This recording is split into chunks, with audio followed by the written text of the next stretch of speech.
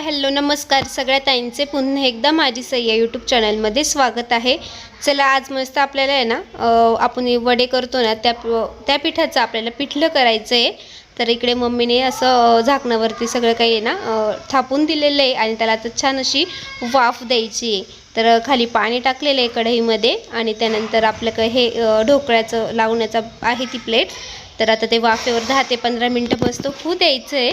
Mummy सांगत होती तुम्हाला पण बाहेरचा आवाज होता त्यामुळे मी म्यूट केलेले आहे। तर पुढची कृती बघत राहा।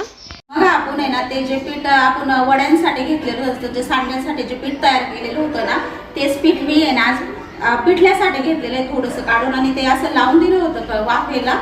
ते वाफून आता मस्त ते झालेलं आहे बघा। झाल्यावर थोडं निब्बर झालेलं होतं मग ते आपण आहे ना असं मस्त बारीक केलं आणि त्याचा आता असं भुरभुरा झालाय आणि आता कोथिंबीर कांदा जिरे ते आपण सगळं टाकून ते तयार करणार आहे पिठलं।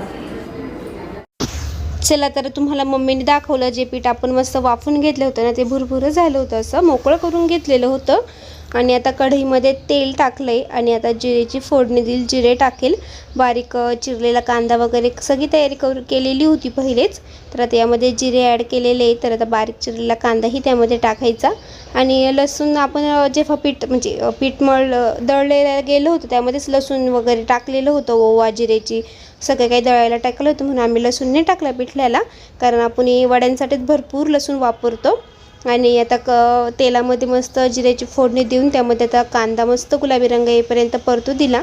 त्यामध्ये थोडीशी हळद टाकली, आपलं घरचं लाल तिखट टाकलं आणि छान मस्त परतून दिलं। आणि त्यानंतर मग जे आपण पीठ केलेलं होतं ना तेच त्यामध्ये ॲड करायचं। चवेपुरतं मीठ आणि कोथिंबीर वरतून टाकून द्यायची। आणि मीठ टाकताना आपण एक लक्षात ठेवायचं की आपण वड्यांसाठी त्यामध्ये मीठ टाकलेलं आहे असं। आणि आता कोथिंबीर टाकली, त्यानंतर जे पीठ आहे ते टाकून दिलं आणि वरतून मग थोडंसं मीठ टाकलं। इतकं छान पिठलं झालं ना, खूप छान होतं आणि सगळ्यांनाच आवडतं। आपण असं म्हणजे पोळीसोबतही आपण ते खाऊ शकतो किंवा आपण असं नुसतं म्हणजे न पोळी न खाता असंही खाऊ शकतो। खूप छान झालं होतं, तर तुम्हीही नक्की करून बघा। आपण हरभऱ्याची डाळ पहाटे भिजत टाकायची, त्यानंतर ते आपण घरच्या मिक्सरला थोडी असली ना घरच्या मिक्सरलाही दळता येते आणि खूप छान असं हे पिठलं लागतं।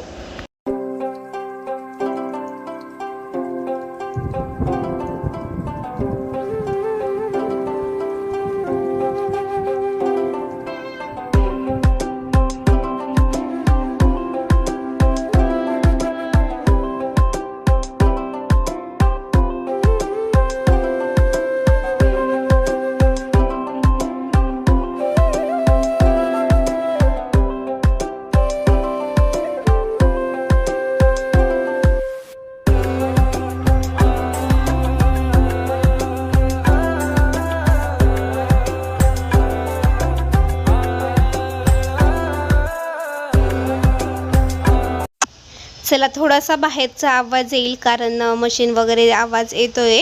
चला तर सगळ्यांसाठी इकडे मस्त बहिणीने चहा ठेवला होता। सुवर्णा मावशी पूजा पण आलेली होती। मावशीने ना मेहंदी लावली होती म्हणून ती बाहेर बसलेली होती आणि इकडे आता आम्ही सगळे चहा घेतोय। आता आम्हाला सगळ्यांना जायचं होतं यात्रेला। आई पण गेल्या होत्या गावी, म्हणजे माझे सासूबाई गेल्या होत्या कुंदेवाडीला, कारण तिकडे आमचे वीर असतात। आणि इकडे आता सई रेडी झालेली, आम्ही सगळे रेडी झालो। सईचे पप्पा ड्युटीवरनं आले होते घ्यायला आम्हाला। त्यानंतर आज आमची सिन्नरची यात्रा असते आणि कशी असते काय असते तर तुम्हाला पुढे दाखवतेच। सई सगळ्यांशी इथे बोलत होती की मला जायचं आहे औरा, आमच्या सिन्नरची यात्रा आहे असं सांगत होती। मम्मीही मामाच्या घरी गेलेली आहे। तर चला तर पुढचा व्हिडिओ कंटिन्यू करा आणि व्हिडिओ कसा वाटतोय कमेंटमध्ये नक्कीच सांगा। तर बऱ्याच ताईंचे म्हणजे आता 1-2 रिप्लाय नसेल जमले मला, त्याबद्दल खरंच क्षमा मागते मी। तर जसे मला वेळ भेटेल तसं मी रिप्लाय करेलच। आणि आता बऱ्याच ताईंच्या साड्या पण सगळ्या ताईंच्या साड्याही आता ना पोहोचतीलच, कारण 1-2 दिवस सण वगैरे होता ना म्हणून बंद होतं कुरिअर। आता सगळ्या ताईंच्या साड्या आम्ही डिस्पॅच केलेल्या आहेत, तर सगळ्या ताईंना येऊन जातील।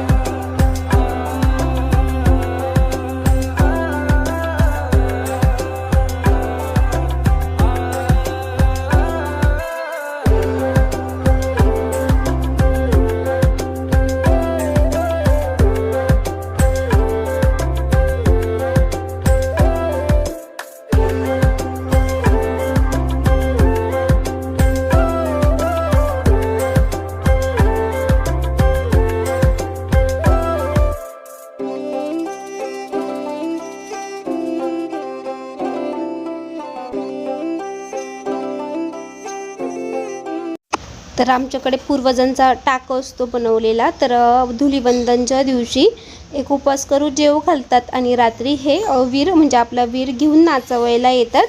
तर हा एक दिवस त्यांचा असतो, वीर नाचवतात या दिवशी. आणि बघा किती गर्दी आहे. आमची ही सिन्नरची परंपरा खूप पूर्वीपासून आहे आणि तुमच्याकडे होत असेल. तर आता धुलीवंदनच्या दिवशी तर ग्रहण आलेलं होतं, त्यामुळे हे ग्रहणच्या दिवशी नाही केलेलं, दुसऱ्या दिवशी केलेलं होतं. तर मग सगळेच असे छान मस्त वीर बनतात. मुलं असे म्हणजे धोतर वगैरे घालतात. तर काहींकडे तलवार असते, काहींकडे डफ असतात, पूर्वीचे डफ असतात ते. आणि ह्या दिवशी डफ वाजवणे वगैरे होतं.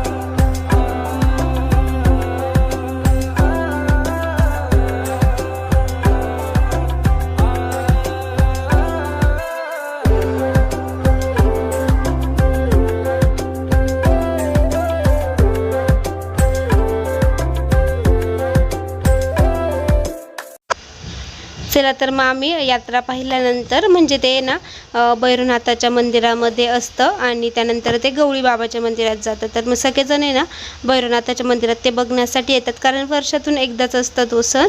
आणि मग आम्ही सगळे काही गेलो होतो. त्यानंतर मग आम्ही बाहेर मस्त असं खूप दिवसातून चायनीज खातोय. म्हणजे आता मला तर जास्त चायनीज आवडत नाही, पण आज आम्ही मस्त पनीर चिल्ली वगैरे खाल्लं. त्यानंतर बऱ्याच दिवसापासून गोळा खायची इच्छा होती, तो गोळाही आज भेटला आम्हाला, पण जसं हवं तसं काही भेटला नाही. इकडे सई पण खूप खुश झाली होती, म्हणते मी पहिल्यांदाच खाते असं. चला तर इथेच आजच्या व्हिडिओची एंड करते. आजचा व्हिडिओ कसा वाटला कमेंटमध्ये नक्कीच सांगा. व्हिडिओ आवडला असेल तर व्हिडिओला लाईक करा, शेअर करा. चॅनलवर ज्या ताई नवीन असेल सबस्क्राईब करायला मात्र विसरू नका. सगळ्या ताईंना मावशींना बाय बाय.